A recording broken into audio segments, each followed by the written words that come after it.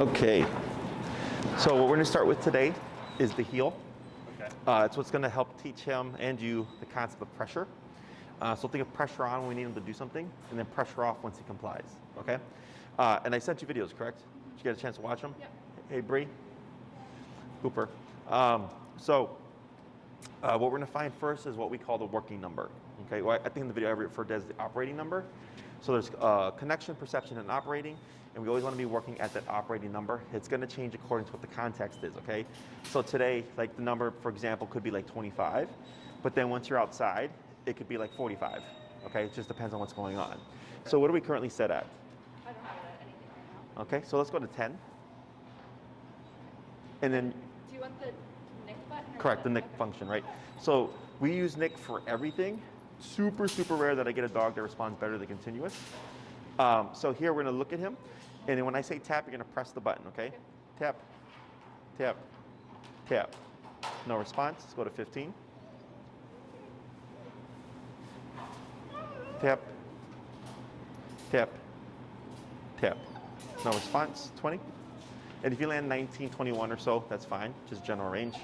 And tap, tap, tap. No response, 25.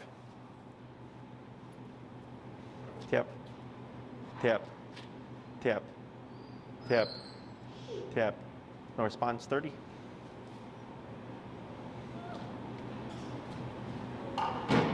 Tap, tap, tap. 35, and this is normal. Okay. Yeah. I tried this on myself, and I You got felt to it right away? 60, and I was like, I could see her like being at 60. And Oh, really? Yeah. 60's up there. Tap. I tried it with like my pant leg on. and Oh, it sure. looked like her fur was, Oh, like, yes, itchy. Yeah, it inhibits. So tap, tap, tap. No response. 40. There we go. Wait a second. So pause and tap, tap. So now let's go down. Let's go to 30.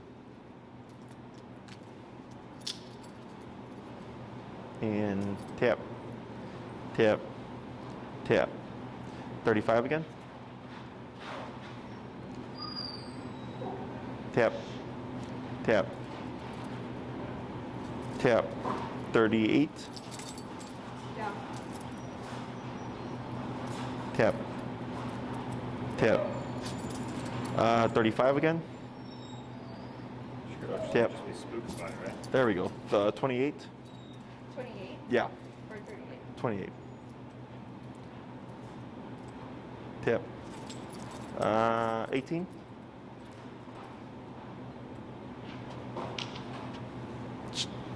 And tap. There it is. One sec. Tap. Tap. Tap.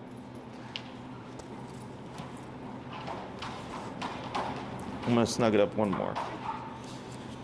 Because when we get inconsistencies like that, it's usually too loose. Okay, so you're at 18 still, correct? Okay, we're going to keep it at the 18. And tap, tap, tap. 25. Tap, tap, tap. 30. Tap, tap, tap. 40. Tap, tap, tap. Tap, tap, tap.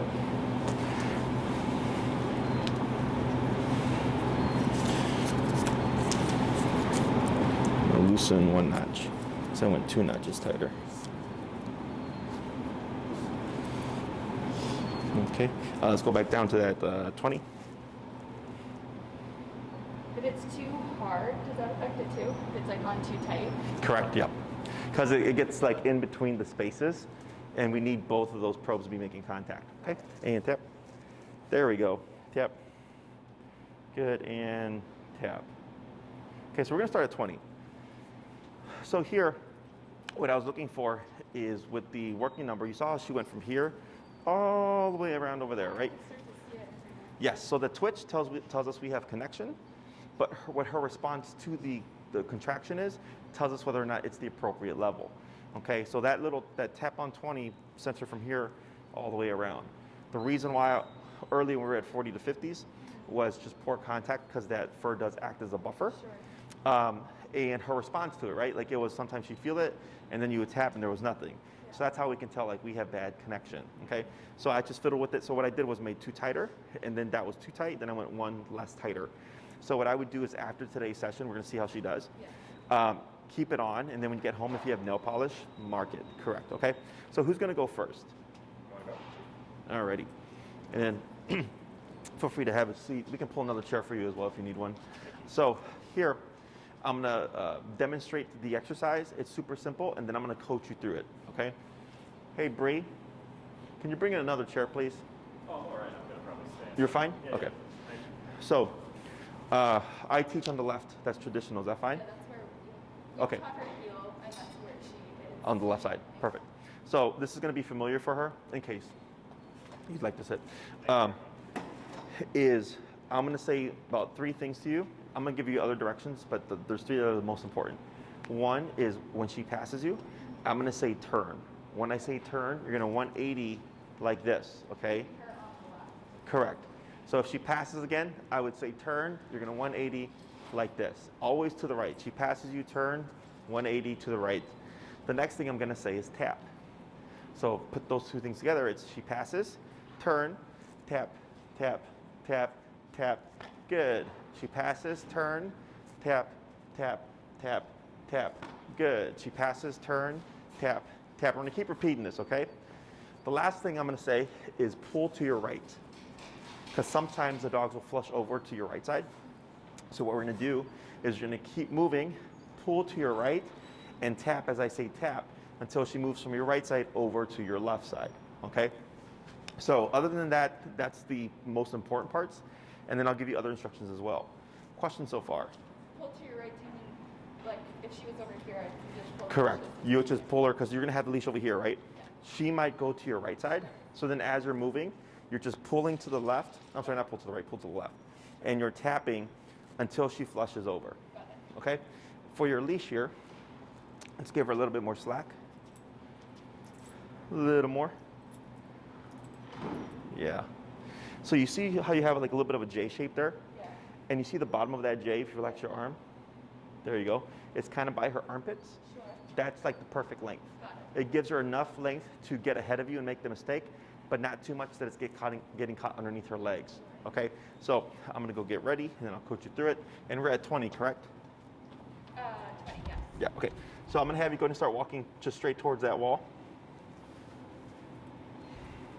Turn, tap, tap, tap. And keep moving this way, tap. Good, keep forward. Turn, tap, tap, tap. Good. Turn, tap, tap, tap. And I'm gonna make you, have you do those turns real sharp, 180, okay? Because you're doing a little bit of a rounded turn, Sure. and you want a sharp turn. Okay. Forward, tap, turn, tap, tap. Good. Turn, tap, tap. Good. Turn, tap, tap. Good.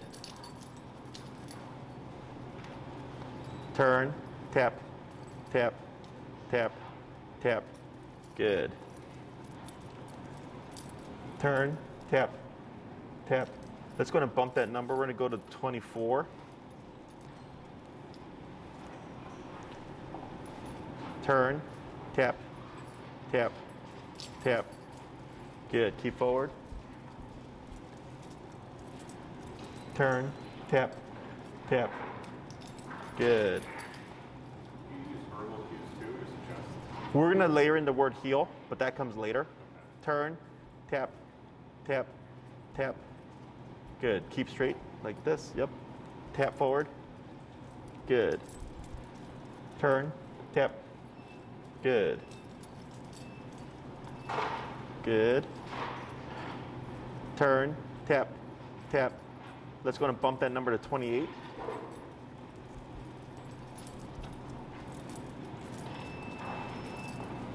Turn, tap. Good. Keep forward. turn, tap, tap, good. Turn, tap, good. Keep straight, keep forward, good. Turn, tap, tap, tap, tap, good. There we go. Slow turn. Better. Now slow walk, but keep forward. Turn, tap. I was going to bump that number to 32. Good turn. Going to pick up your pace a little. Turn, tap, tap. There we go. Good. Slow to slow turn. There we go. Better. Keep that pace. Turn, tap. Good. Slow turn. Good turn. Keep that pace. Keep going forward. Yeah, keep forward. There you go. Good. Better. Now slow turn. Good turn. Slower. Slower. Stop. Perfect. What do we see? Doing pretty well. Yeah. Right. So we started at 20, then 24, 28, and we're at 32, I think. Yeah. Right. Do you know why I was having you raise it? She wasn't responding even with like the several taps. Correct. Yeah, it was taking a lot, right? Yeah. So in the beginning, because we're just teaching this, I am giving her margin for error because she's not meant to have her muscle contracted. She's not actually meant to walk at your side. This is all human stuff that we've developed to be able to have control over our dogs, right? But then at a certain point, I could see her getting the concept because she wasn't overreacting. She was turning and moving with you, but then she'd right away just bypass you. So we went to 24, and then we went to 28. And then once we hit 32, right away I could see where she was taking your movements more seriously. Sure. Okay, so e-collar, of course, is uncomfortable. The higher you go, the more uncomfortable it becomes. So here, punishment-based training would be if she does something wrong, I just slam her. Okay, what we did was we started low and just kept inching our way up until I found a number where she was like, oh, I should probably pay attention to you because now we're getting in the range that I don't like, right? But she ultimately picked that number. If she would have done that at 20, we would still be at 20, Right. okay? So e-collar should never feel like an argument. Once the dog has a concept of it and you're operating at the correct working level, it should be pretty straightforward, okay? If you find yourself remoting, and your dog is not getting any better, we're definitely too low. So like I have another client who trained with another trainer on e-collar. Couple of things. One, they had a 35-pound collar meant for a 35-pound dog on a 90-pound dog. Okay, that was the big thing.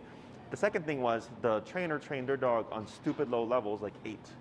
Okay, so then the owner was like, how come my dog's not responding? And her dog is reactive, lunging and barking. And I was like, because 8 is not enough for the dog to discourage the behavior. We got to keep going up, right? But they were too stuck on being super low, right? And my theory is as low as possible, but as high as needed. Sure. Okay? The dog picks the numbers. I don't. Okay? So if she's super compliant on 8, I would be on 8. She picks. Okay? So here, do you understand how she was able to pick that up so quickly?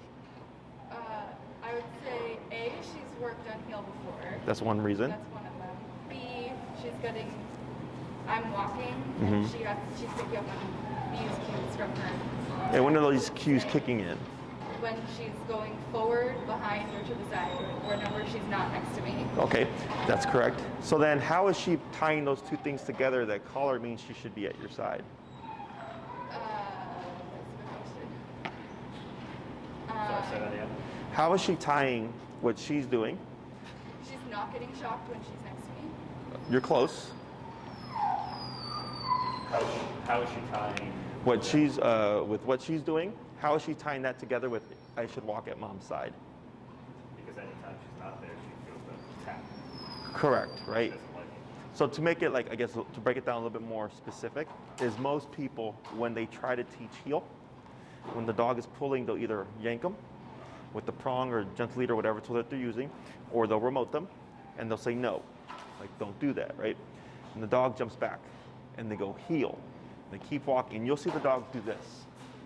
And then they start pulling again, right? So what's happening is when the person says no, they're saying no, don't do that, but the dog doesn't understand what no means. Okay, they also don't understand what heel means. They just jump back after the correction. They go, what was that for? We're going the same direction. And in your case, when she passes you, when she feels this, she goes, hey, I don't like this. And mom's going that way. And when she catches up, it disappears. But then she passed you again. Kicks in, hey, it's back. Now mom's going that way. She sees you, she catches up, she disappears. It disappears, right? So we're telling her, don't go that way, because now I'm going this way. So it's what we call the correct and redirect. Got it. Okay? So it's not the, because I have heard like the stopping and then the continuous. It's more the fact that I'm turning. Yes. You're saying? Okay. So people do that too, right? Where they'll stop and they'll wait for the dog to stop pulling. And then once the dog starts pulling, then they'll start walking. That's too complicated for a dog to understand. Okay. It's super complicated. Like a human could decipher that. Dogs really don't. Sure. Especially if they're really driven on something, right? Like I want that squirrel or whatever, that I want to go meet that dog or whatever, right? Is they're so zoned in, they're not computing, oh, wait a minute, when I'm pulling, we're not walking, right? So it has to be very obvious. Oh, you're gonna go that way? Sure, but I'm gonna annoy you and I'm gonna switch up on you until you're coming my direction. So that's why I said, well, one, e-call should never feel like an argument. Two, I don't argue with the dog. You're gonna go that way? Fine, but I wanna go this way.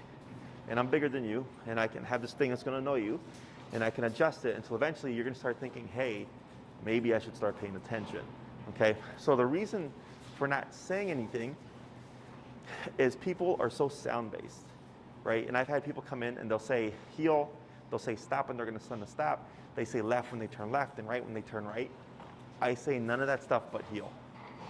I teach the dog to watch you and pay attention to you, but then in the next class, we're gonna teach body language and how to turn and stuff using body language, no words, and the dog reads that and then responds, okay? Because we're gonna be talking her language. So that's the other reason why this is so effective, is because again, dogs are physical animals, right? They nip and bite each other. So we're using a physical tool, a contraction, finding that number, and then switching it up on her, and then finally it's like, boom. So it's like all these things working together, getting her to get it, the concept quickly, okay? So questions so far?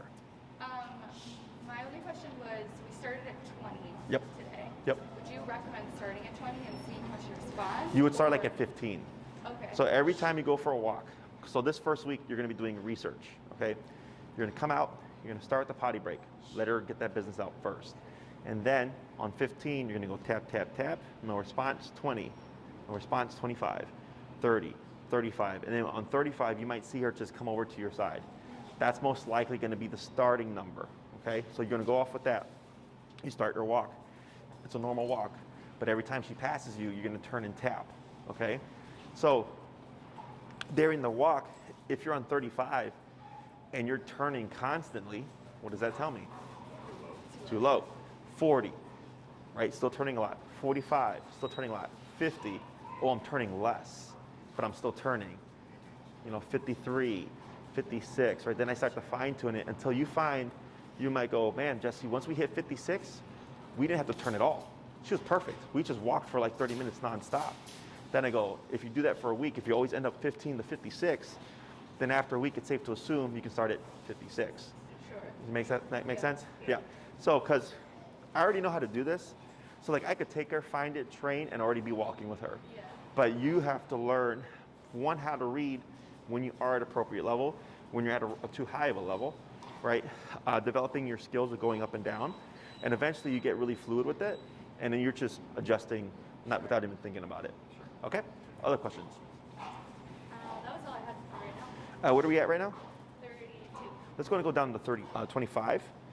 So right now, during that little time, she was literally processing everything that was just happening, okay? So if you look at her, what does this look like to you? Kind of just waiting. What else? She looks a little confused. I was gonna say concerned, Yeah. right? So she's just like, what the hell just happened, okay? So what's happening here is she's processing, whoa, what's this new sensation? What's going on, right? So she's trying to tie things together. So then the next time we start, she may be more sensitive to the number. So I go down a little bit and then we work our way back up. Because if I start at 32, she might be more tuned in, and then 32 becomes too much. Okay? So, other questions? All right, so go ahead and get ready. I'm gonna have one more session with her, then I'll work with you, okay? Sounds good. So instead of going forward, I'm gonna have you go ahead and just pivot back. Okay. Tap, tap, tap, and forward. Good. Turn, tap, tap. Let's go 28.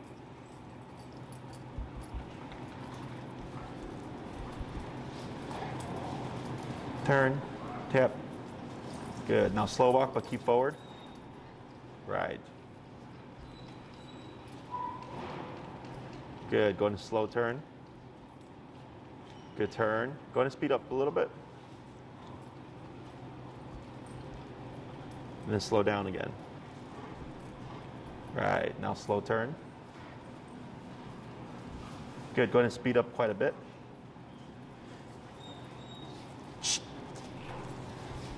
Now slow. And slow turn. Good. Go ahead and speed up. Tap forward. Tap. Tap. There we go. Good. Now slow walk. Good. Keep that pace and turn. Good. Slower, but keep forward. Turn. Tap. Tap. Tap. Good. Go ahead and pick up your pace. Then slow turn. Good. Slower, but keep forward. Right, yeah, there you go. Keep that pace right there, good. Go ahead and pick up pace and move quick. Then slow. And turn. Good turn. Now slower. And stop. Good. Now here I'm gonna have you take 5 steps. 1, 2, 3, 4, 5. Good. Take 3 steps.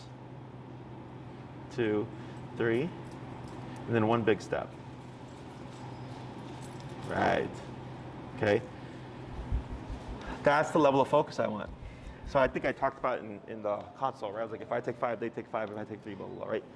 And it sounds like people are like, wow, like that's gonna be a long time. No.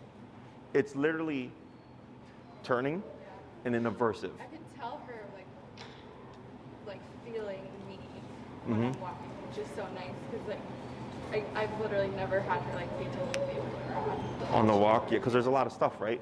Now, so going outside. So if you're walking, right, and let's say it's a more distracting environment, it's just a number, right? So the number is what makes it important. So the reason why we have to have that concern, right, that movement of like, whoa, what was that? Because it means she doesn't like it. She's gonna want it to stop, right? So I'm sure you've read or seen quotes where it's like, we don't learn from successes, we learn from failures, right? So if you're always successful, you really don't learn much. It's the same thing here, right? So she's failing a lot, and there's an aversive, right? So that aversive is what really caused this to become so quick. So like back before I did e-collar, I used to do prong collar. Yeah. So when the dog would go the wrong way, it was the same approach. The dog would go that way, I'd go this way, boom, with the prong collar, right? But then the owner has had a hard time replicating the intensity. Sure. But with e-collar, I don't have to worry about intensity. It's just number and button. And as long as we have good connection, and even if we had poor connection, it would just mean the number would be higher, right? Because she's not feeling the full power. So you're gonna get it either way. And the one thing that inhibits people and the progress that they make with their dog is simply the level. Sure. Because they feel bad. They're logical. We're logical, right? And they're like, man, I'm already at 40 out of 127. Yeah. That's a third of the power. Oh no, like my dog must be hurting. Yeah. I'm like, but if your dog is still like not listening, then clearly if it is hurting, it's not enough to deter them from repeating the behavior. Sure. That's what aversives are meant for, yeah. Right? So the aversive we have so far, and now we have 28 instead of 32, sure. Right? And it could be a little better. I'm sure if we went back to 32, it'd be like even more quick and tighter. Yeah. But right now, it's just kind of showing you how her sensitivity levels have changed. Sure. And then the level of focus coming to that stop, that 5-step to 3-step to 1-step, and how she was, boom, yeah. Right there, was literally all just turning back and forth and working at that correct number. Sure. Okay? Questions so far? Good so far. I'm gonna give it a go. Yeah. Yeah. We'll swap handlers. Good. So here, go ahead and just tap the bumpy button. Tap, tap, tap. See what she does. So she's gonna circle around. This is okay. Go ahead and go to, we're at 28, right? Yep. Go ahead and go to like 32. And I'm gonna have you, while you're standing still, go ahead and do that pull to the left and tap. Tap, tap, tap, tap. There, right there. And then relax. Good. Little bit of slack. Perfect, okay? And we're gonna do the same thing, okay? So go ahead and get ready to move forward. Tap. Good. And turn. Good.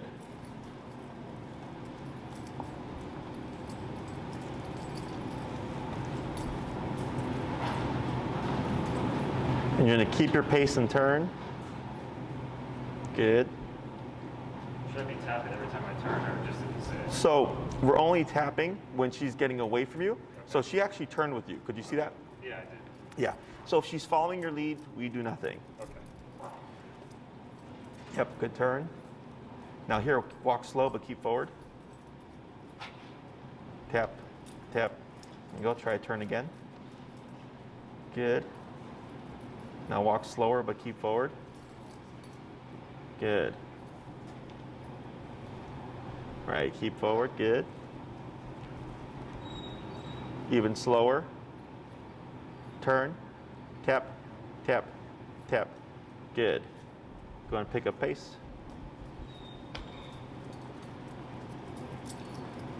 You're ready for that turn. Right, good.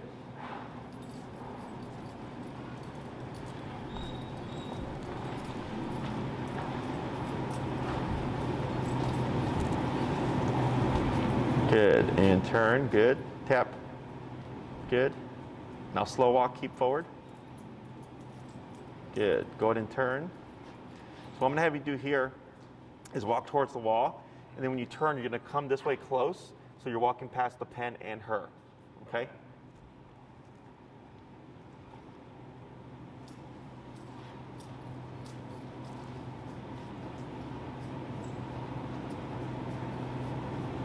And tap forward, tap, tap, tap, right.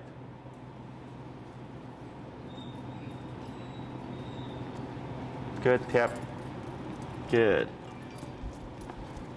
Hey, you, tap, tap, good. Go ahead and turn, tap, good. Now slow walk, keep forward. Turn, tap, tap, tap. Let's go to 36. Good.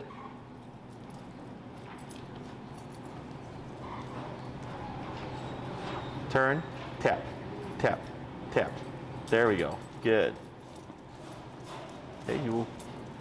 Good. And slow turn. And slow walk. Keep forward. Yeah, that's fine. Yep. Now turn. Tap, tap. Good. And slow to slow turn. Good. Keep that slow pace. That's good. And slower. Good. And forward. Good.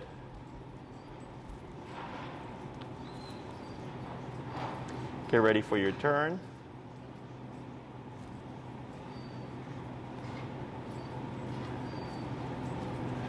Good. Tap forward, tap. And slow walk. Slower, tap, tap, tap. Good. Go ahead and pick up your pace. And turn. Good.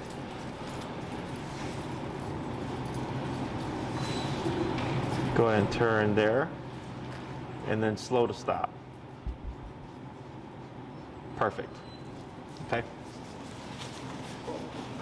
So, the other thing that people tend to do is restrain. They'll shorten the leash, right? And they'll hold the dog near the heel, and they walk with their dog like this, hoping that they'll tie that together. Doesn't work, okay? Or like walking with the dog against the wall and feeding them like that.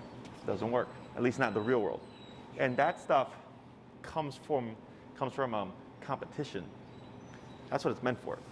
Okay, so there's competition heel, or fancy training heel, and then there's everyday life heel. Okay, what we're doing is everyday life heel. Okay, I don't need the dog to be prancing and looking like this or anything like that. That's what that other stuff is for. Sure. So, because I used to be one of those people who, Trainers for that?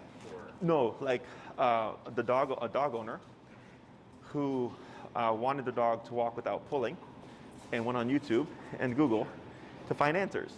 And I saw all that stuff, and I did all that stuff, and it didn't work. So then I became a trainer eventually, and I started researching and like making mistakes and all that stuff. And then I realized, like, oh wow, like trainers train dog owners as if they're going to do competition, but very, very, very few people actually want that. Sure. Right? So all those techniques, I'm not saying they're not functional. They are. It's just not applicable to where people need, what people are wanting, right? For her to follow your lead without pulling, one, you have to give her the option or opportunity to make those mistakes. So we can say, hey, don't go that way, we're going this way, right? And simply just back and forth like that, okay? So now how do we apply this to the real world, okay? So like I mentioned earlier, let's say you're coming out in the morning, let her get her business done, pee, poop, we're good. Because I don't want you to kick in with pressure, because sometimes for some dogs, the pressure can deter them, right? Like they're more stressed about the remote and they forget about having to pee or poop, okay? So we come out, you can have everything turned on, ready to go, get that business out the way, okay? Once that's done, on that 10 to 15, find the working number, okay? Once you find the working number, then you start your walk, okay? And I have my, so that when I was doing, 15 tap tap, it's literally 3 taps. Every time I have my 3 tap rule. If I don't see a change by that 3rd tap, I bump it, okay? And then I have my 3 correction rule.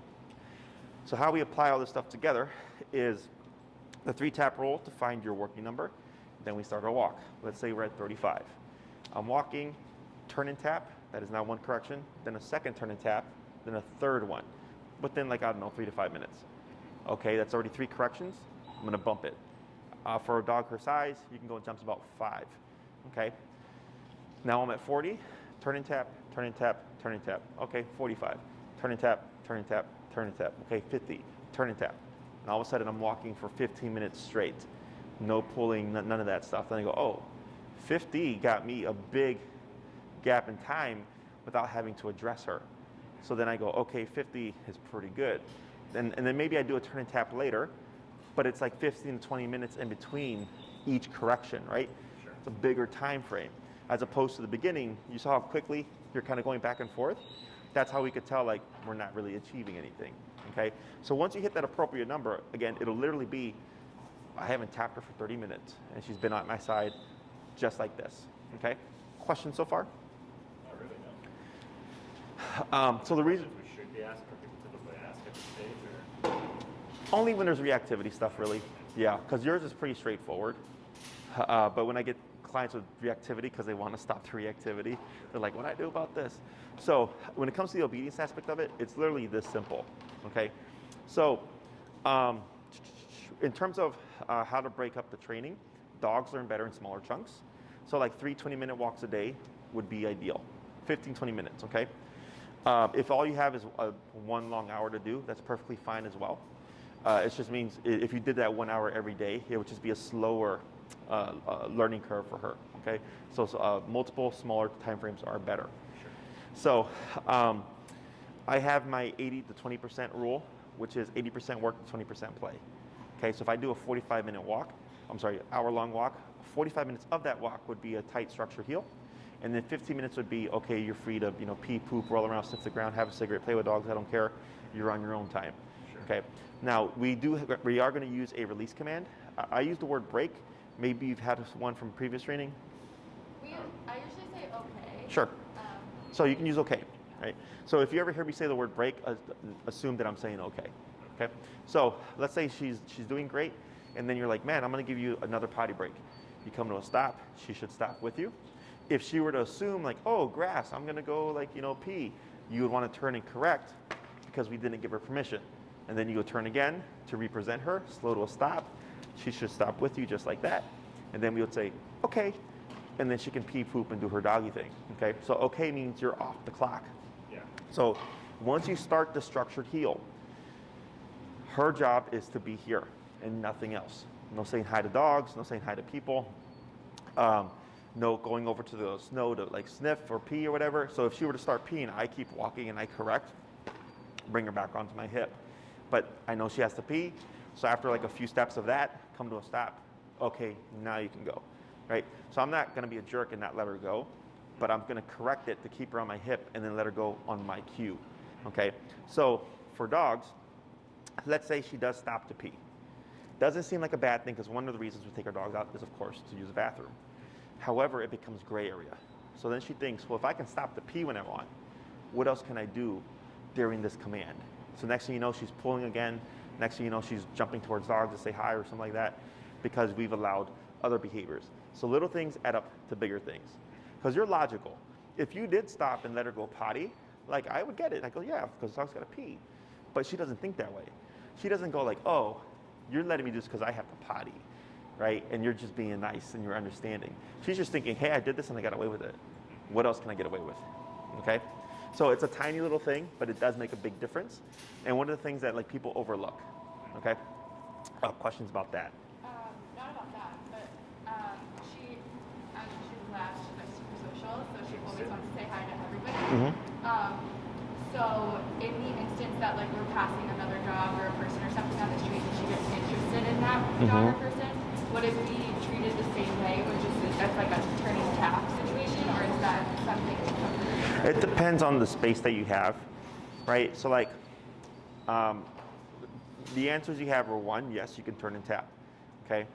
But then if you're trying to get point A to point B, then turning is not going to be really an option, right? Because you're going to have to turn back again to go back to point B. So the next thing you can do is as you're passing, because we can assume, hey, she's probably going to try to say hi. In that moment, you can shorten to limit range of motion, okay? And then I hug out like this. So I'll keep on the sidewalk. She's going to attempt to go. The moment you see the look or like the perk up, you would start remoting there, and ideally she would just divert and come back to here, okay? But as that gets closer, it's gonna get more tempting for her, right?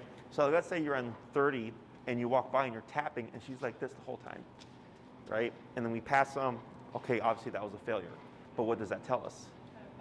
Yes, so next time I see that same context, I'm gonna walk by a person, I'm not gonna do 30, I'm gonna do 35, walk by. Again, failure. Next time I see a person, I'm going to 40. So you're just building off of each failure, and then you're going to get there faster. So then finally you hit 45, she's going to go tap and just back right on track, okay?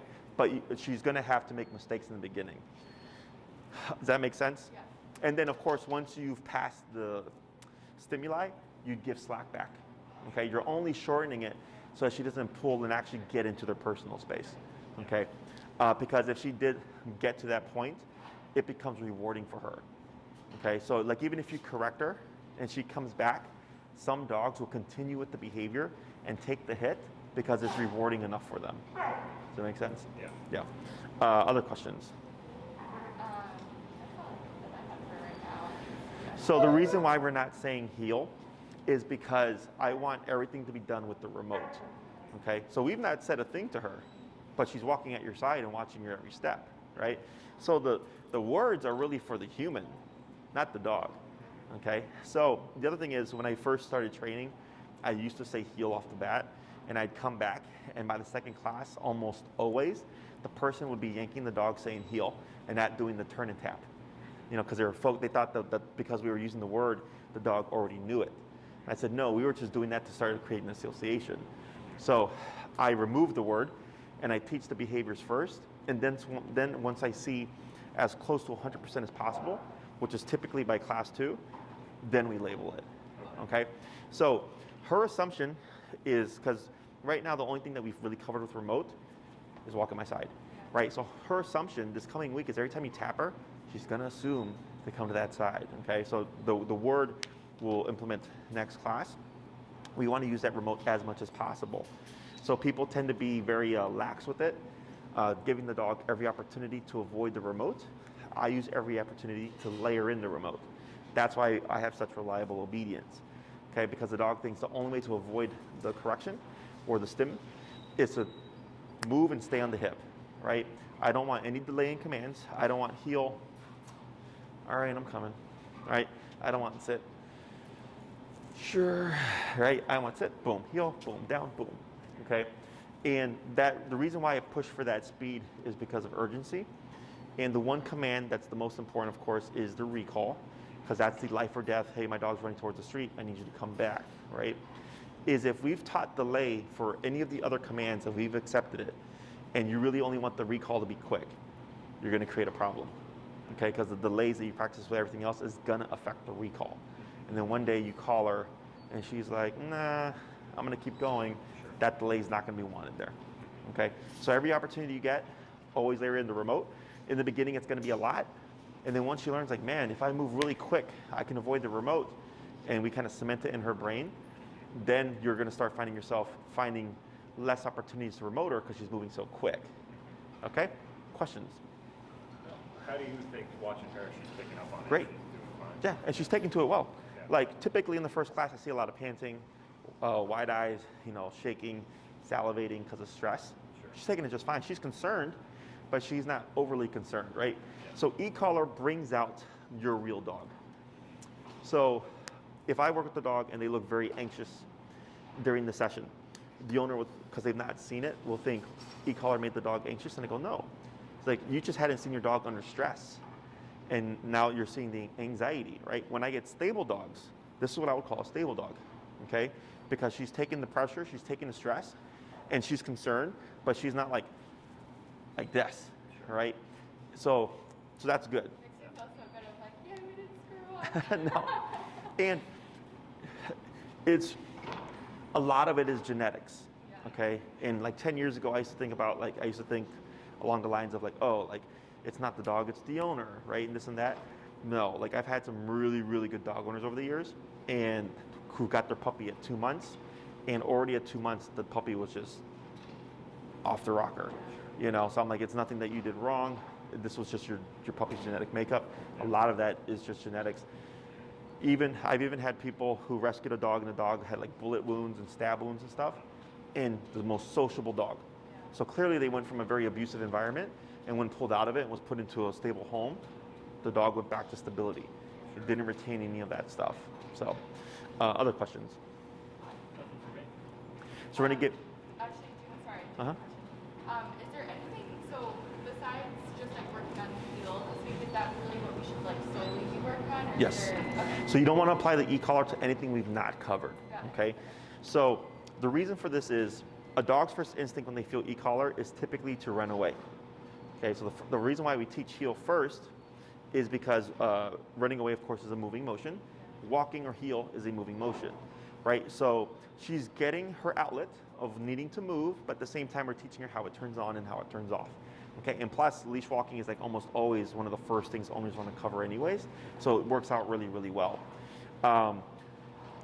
Like let's say you're at the park and you've done a recall with her, and she doesn't come and you tap her. Like we don't want to do that because you can potentially send her away, because that is a different context. And I had that happen to someone like a month ago, right? That was just one class. I said, don't do anything but heel. And then she emails me saying, hey, Jesse, my dog ran away because I called her and she didn't respond, so I used the remote. And I said, yeah, that's why I said, don't do that, okay? Because we have to condition everything. So, other questions?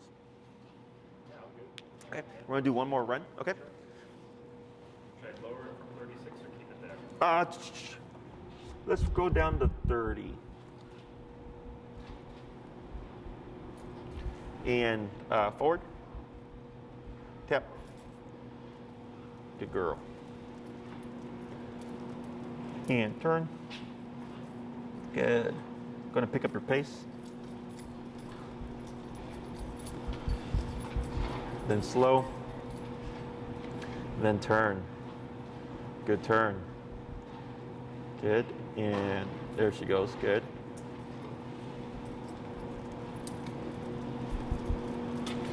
Get ready for that turn.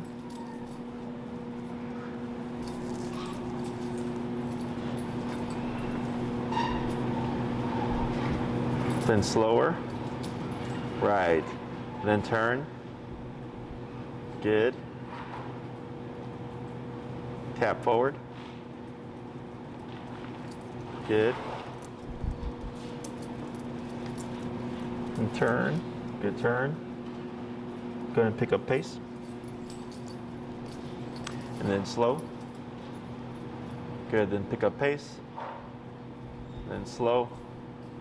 Right, then turn. And slow to stop.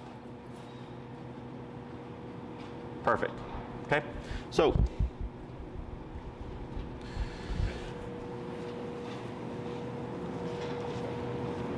atta girl.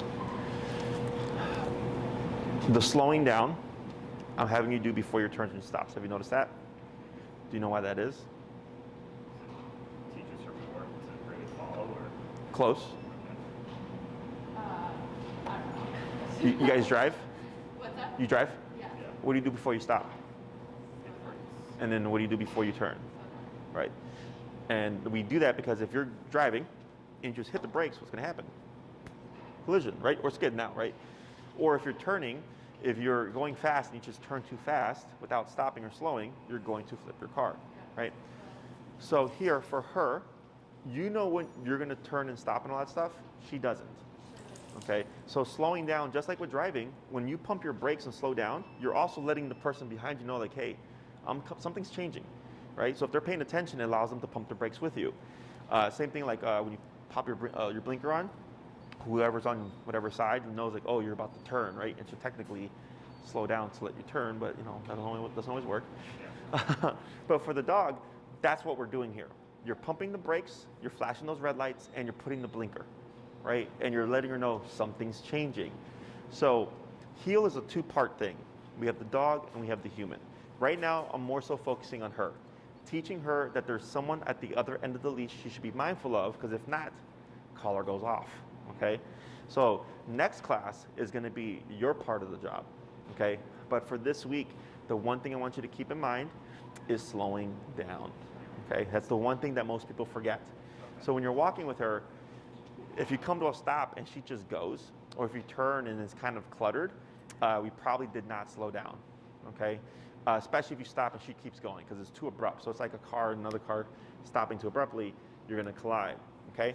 So for this week, at the very least, when you're walking with her, because she at some point may go on autopilot, if you want to test, hey, are you paying attention? I wouldn't abruptly stop, because that would be unfair. I would slow down, okay? So if I slow down, what should she do? slow down. Right? And if she doesn't slow down, it means she's not paying attention. So then what do you do? And tap. Okay? So you're just blending this method with your walk.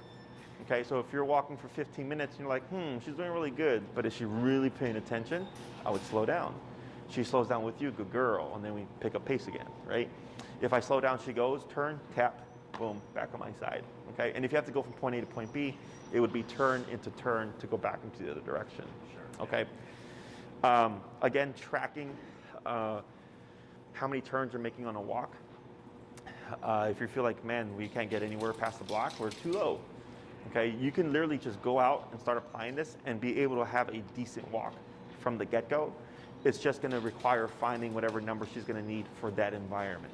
Sure. Okay, if you end up going higher and you get a yelp and then you dip down lower and she's not responding and you go work your way back up and you end up getting a yelp again or something like that, something's inconsistent, I would do your best and just make a note of it and let me know. Okay, because something, it should be like this, okay?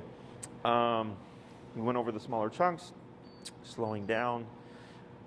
Next class, we will cover the auto sits. Now, in this weather, for some dogs, it's uncomfortable to sit because it's too cold or it's snowy and they don't want to get wet and stuff. So I will teach you how to teach it, because heel is a package. Walk with me, stay with me, sit when I stop, okay? And right now, we're just working on the walk with me, stay with me aspect, okay? It's more like the laying down. She'll be like, this is really cold for my stomach, but she's Oh, really? Yeah. It's a little tank. So then next class, we'll cover the auto sits. For now, you can do what you've been doing, but heel is just heel, and she would sit automatically. Okay, we wouldn't need to cue it. We're gonna layer it in. We're gonna layer pressure all over that stuff. Okay. Other questions? Trying to. Oh, put on the collar 15 minutes prior, and then go for your walk, and then ideally leave it on 15 minutes after, so that she doesn't get too collar savvy. You can also give her a reward, turkey or cheese or whatever, when you put it on and when you remove it, if you want to just have an added reinforcer. Don't be concerned if, like in the beginning, she looks a little mopey, or what people call depressed. It's because no one likes discipline. Okay. She does that whenever we put anything on her. Gotcha. Her collar or anything. Sure. So food can sometimes help change that. Also, like as you train her more, she learns more skills. You're gonna be able to do more with her, right? So like my guys, they hear the collars move the tiniest bit, they come running, because they know it means off leash freedom. We're gonna go for a walk, go to the park, all that stuff. So they love the collars, okay? But in the beginning, they were kind of mopey because there was a lot of discipline, because you're using it a lot now. Over the course of time, it's not gonna be as much because you've already conditioned everything, okay? So she did great, nothing of concern here. 3 20-minute walks, if you can do another one, that's great. Don't use the collar for anything that we've not covered. And that's pretty much it. Okay? Yeah. I'm so excited. Just wait till you start applying it outside. I can't wait. Yeah. I see her like keep looking at me and like she like starts to wag her tail. She's like, don't run. Yes. What is this? And that, just so you know, it's not going to be permanent. Okay? So like right now, she's doing that kind of look like this because she's like, whoa, what's happening, right? But dogs they have a wider peripheral range than we do. So dogs are able to kind of be attached to you mentally, but not have to be looking at you, right? So then when you slow down, she'll be looking this way, but she'll still catch the fact that you're slowing down, okay? So don't worry if you start to see her get a little bit more relaxed. That's good. She's not going to always be staring at you. That's not realistic in the long term. But everything that she was doing today was spot on. Okay, awesome. And you can release her. Okay.